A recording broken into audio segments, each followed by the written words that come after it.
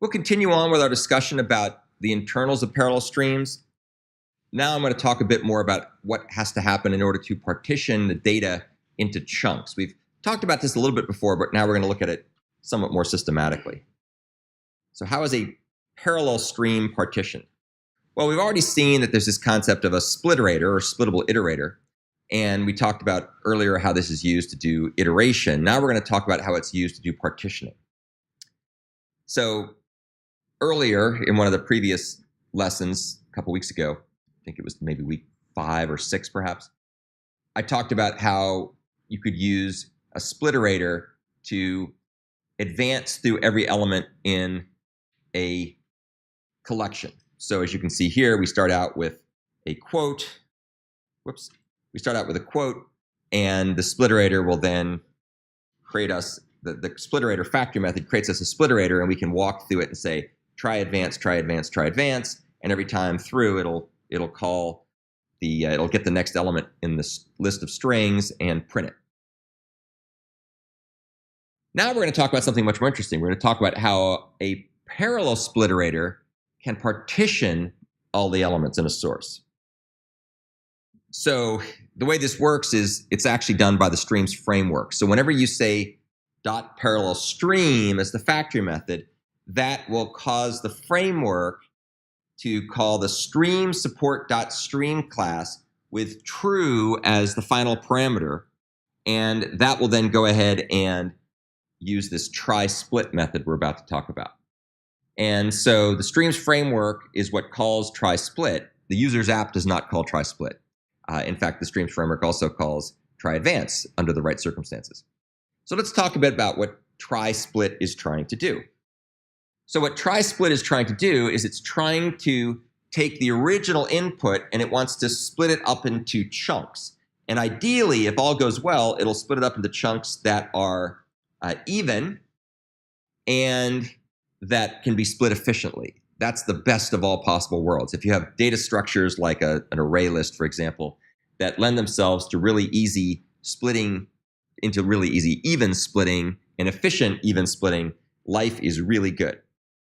So what will happen here is if the input is not less than some minimum size, then the trySplit method will split the input up into 2 chunks. And here's the part that's a little bit funky, and we'll look at this in more detail when we look at the example shortly.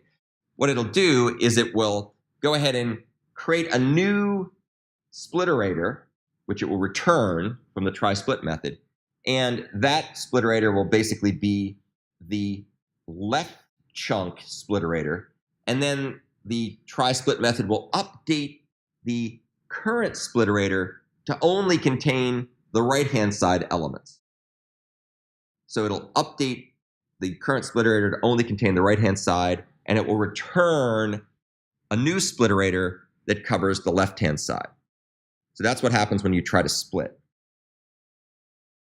As you'll see, spliterators don't need synchronization, and they don't need a join phase either, because their sole purpose in life is to split, not to join. It's a collector or a terminal operation or a reduction or something that's responsible for joining, but that comes later in the life cycle of a stream pipeline.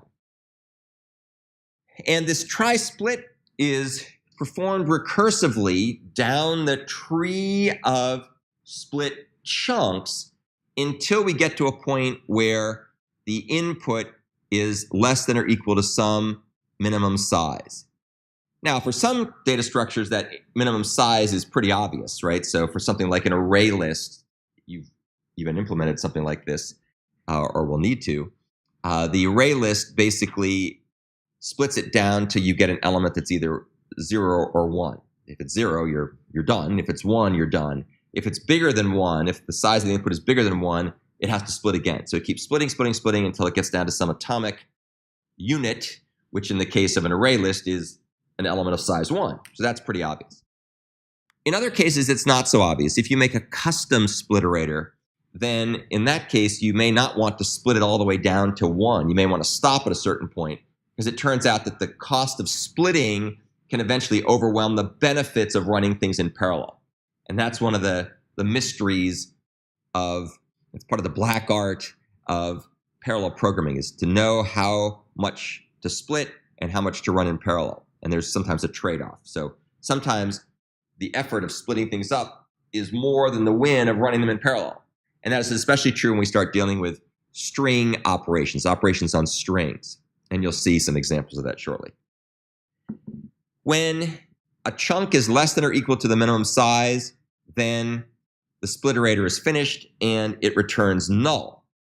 When the streams framework gets back a null spliterator, meaning that the thing didn't split at that point, it takes the existing spliterator and it processes it sequentially by calling the tryAdvance method. So trySplit is called to split, split, split up to the point where you reach the atomically sized units, and then things will be processed iteratively after that point by calling tryAdvance, or for each remaining. We'll talk about that later. Here are some examples. Here's a really great example. This is sort of the canonical best example of how to do splitting. And this is the ArrayList. Certain kinds of collections really work well when they're split. And that's because they're inherently easy to split evenly and easy to split evenly efficiently. So here's what trySplit looks like. You've probably seen code like this because we've gone over it before. What happens here is we go ahead and take the low and the high, which are things that are stored internally to the spliterator. And if we are essentially to the point where we've got a single element or less left, we return null. So that's what you can see right here. Otherwise, we make a new ArrayList spliterator, and we update that iterator so it covers the left-hand portion of the big chunk of the array. And then you can see here we also update index to be the midpoint, so that the current spliterator object updates itself to cover the right-hand portion. So the right-hand portion is the current spliterator, and then there's a new spliterator that's created for the left-hand portion. And as you can see here, it's really just a matter of adding low plus high and then right shifting by 1, which is dividing by 2. And for various reasons, they don't seem to care that low plus high could overflow max integer. But if you think about that, that's a pretty darn big array to split. So I guess they figured nobody's going to make an array that big. Yeah.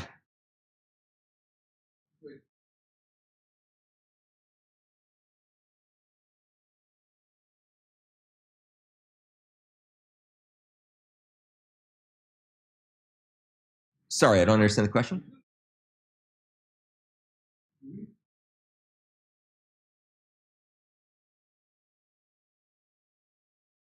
So let me see if I can restate your question. So in the context of an array list, we keep splitting until we get an element of size 1.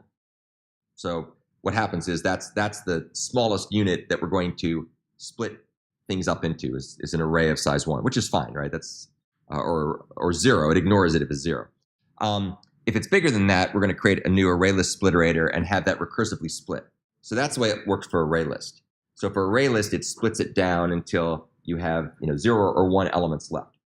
More generally, you could write your own spliterator, and I'll show you an example of one later, where we don't split down to 1. We split to some minimum size, which we'd have to determine through experimentation what the right size would be.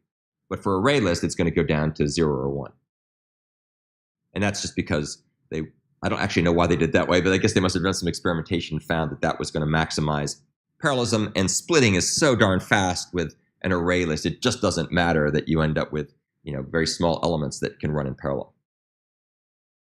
You'll also notice what tryAdvance does. tryAdvance simply moves things, or it doesn't move anything forward at all. It simply accepts the element into the action and returns true if the index was not beyond the end. GetFence is just a method that checks to see if you've exceeded the size of the underlying array. So tryAdvance is easy. It just gets the next element. That's all it does. Here, in contrast, is a different implementation of a spliterator. This is the one for LinkedList. So if you go and take a look at LinkedList, instead of looking at ArrayList, you'll see it works as follows. And I'm not going to try to explain it because it's a lot more complicated. And essentially what it's doing is it's going to iterate through the elements in the linked list. And you might think it would try to split the list in half. It doesn't try to do that, because to split the list in half would require following the pointers to the midpoint and then having one chunk be the first half of the list, the next chunk being the second half of the list.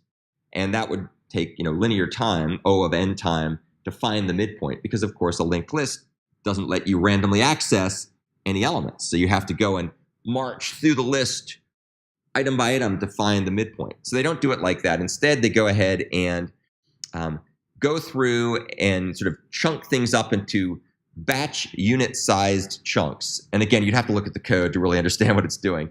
But it's essentially chunking these things, and I think the chunks grow over time, but it's not anywhere near as efficient as the ArrayList implementation, because it has to have a loop, right? So if you take a look, you can see there's at least 2 loops going on here, whereas in the ArrayList, it was just dividing it in half. End of story, right? Real simple. And once it breaks things up into these chunks, it goes ahead and does a spliterator and does some magic to work some things for that. tryAdvance, as you can see, also has some additional work to do. It updates pointers and additional things, and it checks for some boundary conditions, so it's much more complicated. So, surprise, surprise, or no surprise, linked list is much less efficient for parallel streams than an array list because it takes longer to split. So always remember that. The usefulness of parallel streams is to some extent a function of how the underlying collection can be split up into chunks. And if you can split it efficiently, parallel streams might be a really good thing. If you split it inefficiently, then parallel streams may be a very bad thing because it'll spend more time trying to chunk things up than it does get a benefit from parallel processing. We'll cover the spliterator implementation details later when we talk about the parallel spliterator example. That'll probably come on Wednesday. That's a really cool example. Okay, so that's the end of the parallel streams internals part 2. So I just wanted to give you more of a taste of how things work from breaking things up into chunks. You will see when we talk about our own example later that there's even more complexity that you can have if there's something semantically meaningful about how you break your stuff up into pieces. In particular, if you take a look at both the array list and the linked list, they're just kind of either splitting it down to elements of size 1, or they're being a little clever about splitting things into chunks of stuff.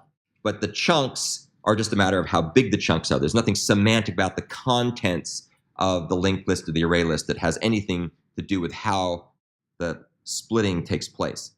In contrast, when we talk later about our parallel spliterator example implementation, you'll see we have to be very cognizant of the contents in the works of Shakespeare we're splitting up so that we don't end up splitting things in a way that spans phrases we're trying to search for. So there are sometimes semantic reasons to go with one type of splitting versus another.